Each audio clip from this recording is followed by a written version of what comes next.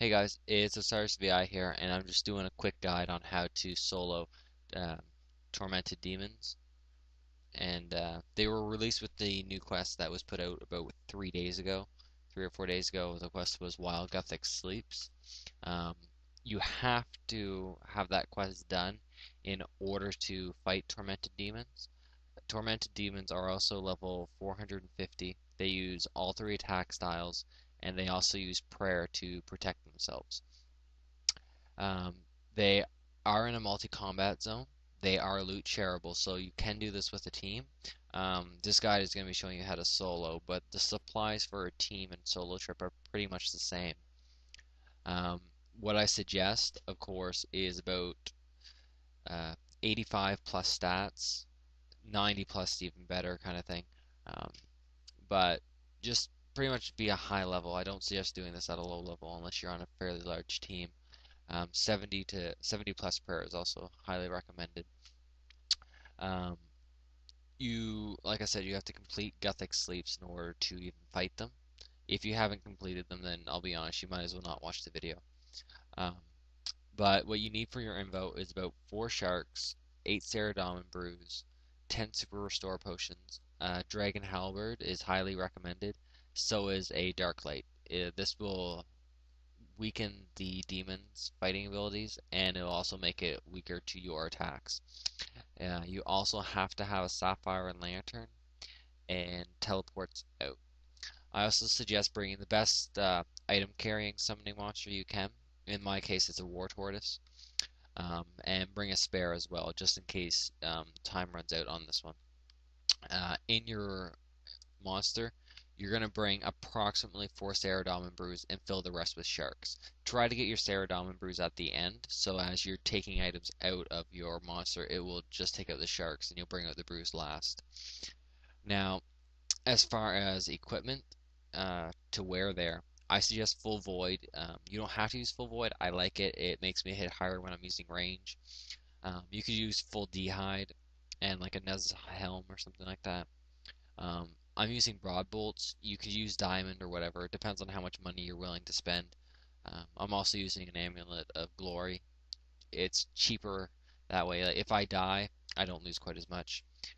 If you're going to be soloing, bring a ring of wealth. If you're going to be going on a team, bring a ring of life. Um, Also, use a crossbow and Zami book and accumulator. Other than that, there isn't much else you need. I will tell you now, it's fairly easy to die if you mess up, or if you're not paying attention. But once you get into it, it's not that hard. Now, in order to get there, we need to go to Lumbridge. So I'm just going to teleport there now. Okay. So we're going to go in through the basement.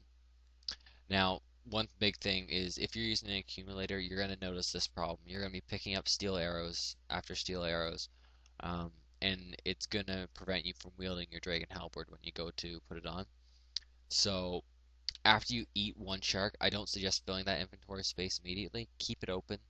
That way, when you go to wield your halberd, you always have a space open. Because if you're wearing a book, you're going to take off 2 items rather than just one.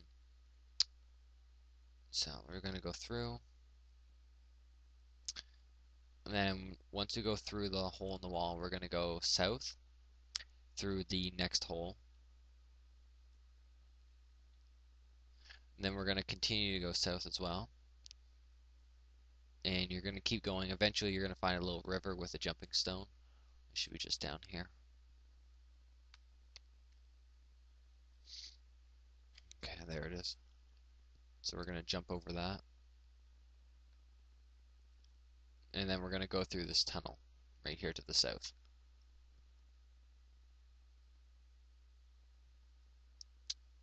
Okay. Now that we're here, you'll see there's a bunch of lights. When you've done the quest, you'll recognize all this. It's the same as the quest. You just use your Sapphire Lantern on a lighting creature and go into the chasm. And the lighting creature will come over, pick you up, and then you're going to drop down.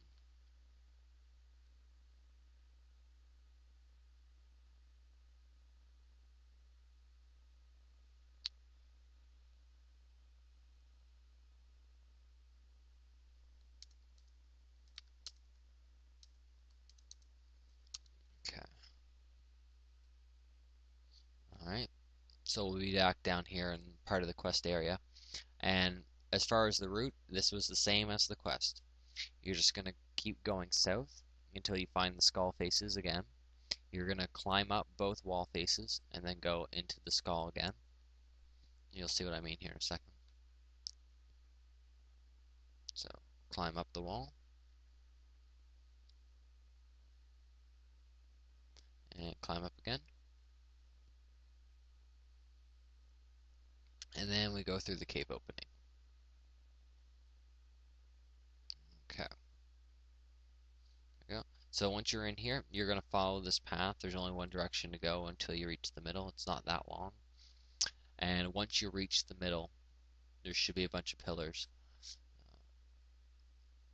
Oh, sorry, they only come out during the quest, I'm sorry. Anyways, you'll come here, you'll find the giant circle in the middle of the floor, and then you're going to keep going south. At this point, we're not too far from them. They're just around the corner, so I don't suggest just running out because you could get attacked. You also want to see if it's an open world, because of course, these things are almost next to impossible to crash. They're extremely hard to hit, and they use all three attack styles. So fighting for a demon isn't worth the time it takes. It's just better to hop until you find a world. Like, as you can see here, there's a person here. Now, is there somebody over here? Because there is another spot. Let's see. I don't think there is. Oh, yeah, there is. Okay. So, I'm going to have to do some world hopping then. So, I will be back when I find an open world.